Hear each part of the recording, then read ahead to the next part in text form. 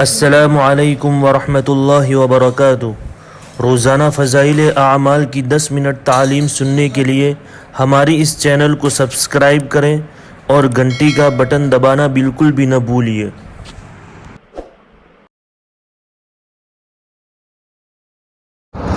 بسم اللہ الرحمن الرحیم۔ یرموک کی لڑائی میں حضرت سعد رضی اللہ تعالیٰ عنہ کا خط۔ عراق کی لڑائی کے وقت حضرت عمر رضی اللہ تعالیٰ عنہ کا ارادہ خود لڑائی میں شرکت فرمانے کا تھا۔ عوام اور خواص دونوں قسم کے مجموعوں میں سے کئی روز تک اس میں مشورہ ہوتا رہا کہ حضرت عمر رضی اللہ تعالیٰ عنہ کا خود شریک ہونا زیادہ مناسب ہے یا مدینہ رہ کر لشکروں کے روانہ کرتے رہنے کا انتظام زیادہ مناسب ہے۔ عوام کی رائے تھی کہ خود شرکت کرنا مناسب ہے، خواص کی رائے تھی کہ دوسری صورت زیادہ بہتر ہے۔ مشوروں کو گفتگو میں حضرت سعد بن ابی وقاص رضی اللہ تعالیٰ عنہ کا بھی تذکرہ آیا۔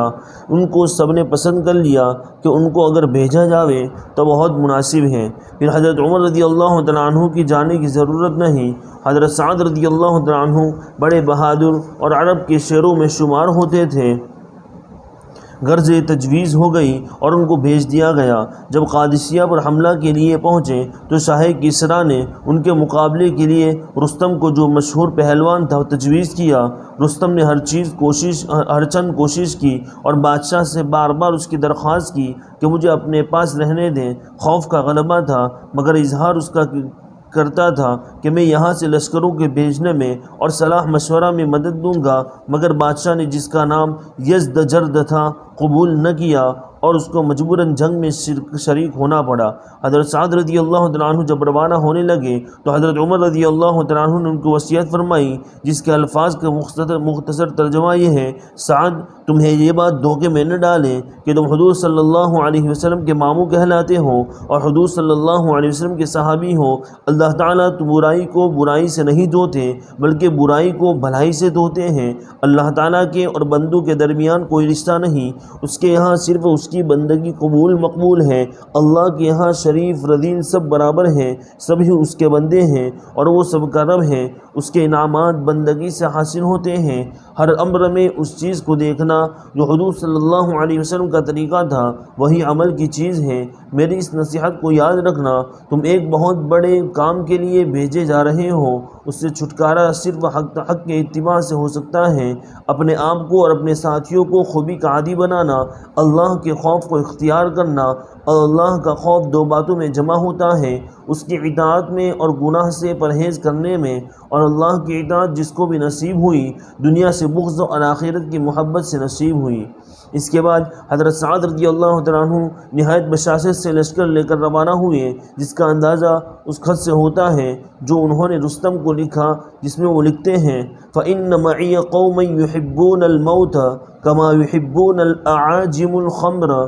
بے شک میرے ساتھ ایسی جماعت ہے جو موت کو ایسا ہی محبوب رکھتی ہے جیسا کہ تم لوگ شراب پینے کو محبوب رکھتے ہو۔ فائدہ: شراب کے دلدلوں سے پوچھو کہ اس میں کیا مزہ ہے۔ شراب کے دلدادوں سے پوچھو کہ اس میں کیا مزہ ہے۔ جو لوگ موت کو ایسا محبوب رکھتے ہوں، کامیابی کیوں نہ ان کے قدم چومے۔ حضرت وہب بن قابوس رضی اللہ تعالیٰ عنہ کی احد میں شہادت۔ حضرت وہب بن قابوس رضی اللہ تعالیٰ عنہ ایک صحابی ہیں جو کسی وقت میں مسلمان ہوئے تھے اور اپنے گھر کسی گاؤں میں رہتے تھے، بکریاں چراتے تھے۔ اپنے بھتیجے کے ساتھ ایک رسی میں بکریاں باندھے ہوئے مدینہ منورہ پہنچے۔ پوچھا کہ حضور صلی اللہ علیہ وسلم کہاں تشریف لے گئے؟ معلوم ہوا کہ احد کی لڑائی پر گئے ہوئے ہیں۔ بکریوں کو وہیں چھوڑ کر حضور صلی اللہ علیہ وسلم کے پاس پہنچ گئے۔ اتنے میں ایک جماعت کے کفار کے حملہ کرتے ہوئی آئی۔ حضور صلی اللہ علیہ وسلم نے فرمایا: جو ان کو منتشر کر دیں وہ جنت میں میرا ساتھی ہے۔ حضرت وہب رضی اللہ تعالیٰ عنہ نے زور سے تلوار چلانی شروع کی اور سب کو ہٹا دیا۔ دوسری مرتبہ پھر یہی صورت پیش آئی، تیسری مرتبہ پھر ایسا ہی ہوا۔ حضور صلی اللہ علیہ وسلم نے ان کو جنت کی خوشخبری دی۔ اس کا سننا تھا کہ تلوار لے کر کفار کے جمگھٹے میں گھس گئے اور شہید ہوئے۔ حضرت سعد بن ابی وقاص رضی اللہ تعالیٰ عنہ کہتے ہیں کہ میں نے محفر رضی اللہ تعالیٰ عنہ جیسی دلیری اور بہادری کسی لڑائی میں نہیں دیکھی، اور شہید ہونے کے بعد حضور صلی اللہ علیہ وسلم کو میں نے دیکھا کہ وہاب رضی اللہ تعالیٰ عنہ کے سرحانے کھڑے تھے اور ارشاد فرماتے تھے کہ اللہ تم سے راضی ہو، میں تم سے راضی ہوں۔ اس کے بعد حضور صلی اللہ علیہ وسلم نے خود اپنے دستے مبارک سے دفن فرمایا، باوجود یہ کہ اس لڑائی میں حضور صلی اللہ علیہ وسلم خود بھی زخمی تھے۔ حضرت عمر رضی اللہ تعالیٰ عنہ فرماتے تھے کہ مجھے کسی کے عمل پر بھی اتنا رشک نہیں آیا جتنا وہاب رضی اللہ تعالیٰ عنہ کے عمل پر آیا۔ میرا دل چاہتا ہے کہ اللہ کے یہاں ان جیسا اعمال نامہ کو لے کر پہنچوں۔ فائدہ: ان پر رشک اس خاص کارنامے کی وجہ سے ہے کہ جان کو جان نہیں سمجھا، ورنہ خود حضرت عمر رضی اللہ تعالیٰ عنہ اور دوسرے حضرات کے دوسرے کارنامے اس سے کہیں بڑے ہوئے ہیں۔ بیر معونہ کی لڑائی۔ بیر معونہ کی ایک مشہور لڑائی ہے جس میں 70 صحابہ کرام کی ایک بڑی جماعت پوری کی پوری شہید ہوئی، جن کو قرہ کہتے ہیں، اس سے کہ سب حضرات قرآن مجید کے حافظ تھے اور سوائے چند مہاجرین کے اکثر انصار تھے۔ حضور صلی اللہ علیہ وسلم کو ان کے ساتھ بڑی محبت تھی، کیونکہ یہ حضرات رات کا اکثر حصہ ذکر و تلاوت میں گزارتے تھے اور دن کو حضور صلی اللہ علیہ وسلم کی بیویوں کے گھروں کی ضروریات لکڑی، پانی وغیرہ پہنچایا کرتے تھے۔ اس مقبول جماعت کو نجد کا رہنے والا قوم بنی عامر کا ایک شخص جس کا نام عامر ابن مالک اور کنیت ابو برہ تھی، اپنے ساتھ اپنی پناہ میں تبلیغ اور وعظ کے نام سے لے گیا تھا۔ حضور صلی اللہ علیہ وسلم نے ارشاد فرمایا کہ مجھے اندیشہ ہے کہ میرے اصحاب کو مسرت نہ پہنچے، مگر اس شخص نے بہت زیادہ اطمینان دلایا۔ آپ صلی اللہ علیہ وسلم نے ان 70 صحابہ کرام رضوان اللہ تعالی مجمعین کو ہمراہ کر دیا اور ایک والا نامہ عامر ابن طفیل کے نام جو بنی عامر کا رئیس تھا تحریر فرمایا، جس میں اسلام کی دعوت تھی۔ یہ حضرات مدینہ سے رخصت ہو کر بیر معونہ پہنچے تو ٹھہر گئے، اور دو ساتھی، ایک حضرت عمر ابن امیہ، دوسرے حضرت منذر ابن عمر رضی اللہ تعالیٰ عنہ سب کے اونٹوں کو لے کر چرانے کے لیے تشریف لے گئے۔ حضرت حرام رضی اللہ تعالیٰ عنہ اپنے ساتھ دو حضرات کو ساتھیوں میں سے لے کر عامر ابن طفیل کے پاس حضور صلی اللہ علیہ وسلم کا والا نامہ دینے کے لیے تشریف لے گئے۔ قریب پہنچ کر حضرت حرام رضی اللہ تعالیٰ عنہ نے اپنے دو ساتھیوں سے فرمایا کہ تم یہی ٹھہر جاؤ، میں آگے جاتا ہوں، اگر میرے ساتھ کوئی دغا نہ کی گئی تو تم بھی آگے چلے جانا، ورنہ یہیں سے واپس ہو جانا، کہ 3 کے مارے جانے سے 1 کا مارا جانا بہتر ہے۔ عامر ابن طفیل عامر ابن مالک کا بھتیجا تھا جو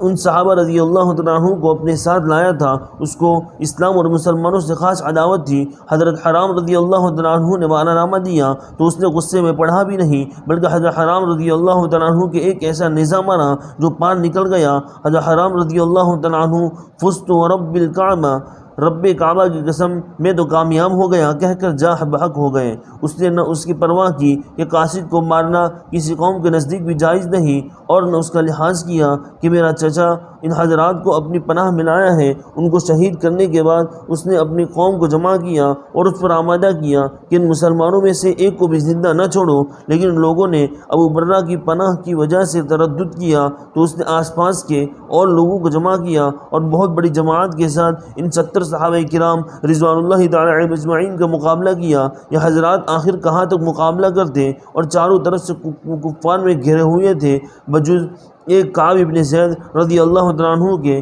جن میں کچھ زندگی کی رمق باقی تھی اور کفار ان کو مردہ سمجھ کر چھوڑ گئے تھے، باقی سب شہید ہو گئے۔ حضرت منذر اور حضرت عمر رضی اللہ تعالیٰ عنہما جو اونٹ چرانے گئے ہوئے تھے، انہوں نے آسمان کی طرف دیکھا تو مردار خور جانور اڑ رہے تھے۔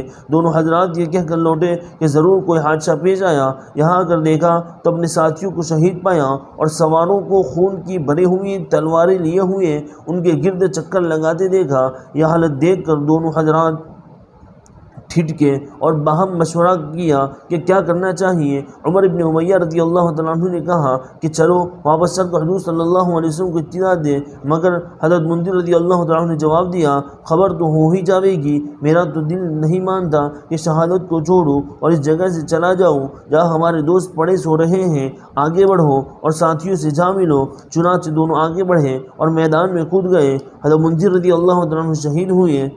اور حضرت عمر بن امیہ رضی اللہ تعالیٰ عنہ گرفتار ہوئے، مگر چونکہ عامر کی ماں کے ذمے کسی منت کے سلسلے میں ایک غلام کا آزاد کرنا تھا، اس لیے عامر نے اس کو اس منت میں آزاد کیا۔ ان حضرات میں حضرت ابوبکر صدیق رضی اللہ تعالیٰ عنہ کے غلام حضرت عامر ابن فہیر رضی اللہ تعالیٰ عنہ بھی تھے۔ ان کے قاتل جبار ابن سلمہ کہتے ہیں کہ میں نے جب ان کے برچھا مارا وہ شہید ہوئے تو انہوں نے فزت واللہ، خدا کی قسم میں کامیاب ہوا۔ اس کے بعد میں نے دیکھا کہ ان کی نعش آسمان کو اڑی چلی گئی۔ میں بہت متحیر ہوا اور میں نے بعد میں لوگوں سے پوچھا کہ میں نے خود برچھا مارا، وہ مرے، لیکن پھر بھی وہ کہتے ہیں میں کامیاب ہو گیا۔ تو وہ کامیابی کیا تھی؟ لوگوں نے بتایا کہ وہ کامیابی جنت کی تھی، اس پر میں مسلمان ہو گیا۔ فائدہ یہی ہے وہ لوگ جن پر اسلام کو بجا طور پر فخر ہے، بے شک موت ان کے لیے شراب سے زیادہ محبوب تھی، اور کیوں نہ ہوتی جب دنیا میں کام ہی ایسے کیے تھے جن پر اللہ کے یہاں کی سرخ روئی یقینی تھی، اس لیے جو مرتا تھا وہ کامیاب ہوتا تھا۔ والسلام علیکم ورحمۃ اللہ وبرکاتہ۔